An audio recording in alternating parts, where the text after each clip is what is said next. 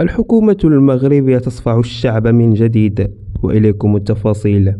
أبدى مجموعة من المغاربة تخوفاتهم من ارتفاع أسعار اللحوم الحمراء خلال الأشهر المقبلة، وذلك بسبب القرار الذي اتخذته الحكومة بخصوص منع الأبقار الحلوب.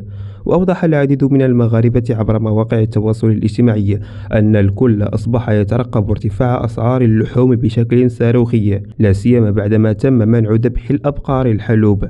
وبهذا الخصوص قال يوسف الولجة نائب الكاتب العام لبائعي اللحوم الحمراء بالتقسيط بجهة الدار البيضاء اسطات إنه لم يفهم دواعي القرار الذي اتخذته الحكومة بخصوص منع ذبح الأبقار الحلوب. وأضاف المهني في تصريح لسيت أنفو أن هذا القرار من شأنه الرفع من أسعار اللحوم الحمراء إلى 150 درهم للكيلوغرام الواحد في الأحياء الراقية، بينما سيصل سعر اللحوم في المناطق الشعبية إلى 120 درهما. وأكد المهني أن أسعار اللحوم حاليا تتجاوز 80 درهما للكيلوغرام الواحد، وهذه الأسعار مكلفة على المواطنين البسطاء. وأفاد المتحدث نفسه أن قرار منع ذبح الأبقار الحلوب سيزيد من تعميق أزمة القدرة الشرائية لدى المواطنين.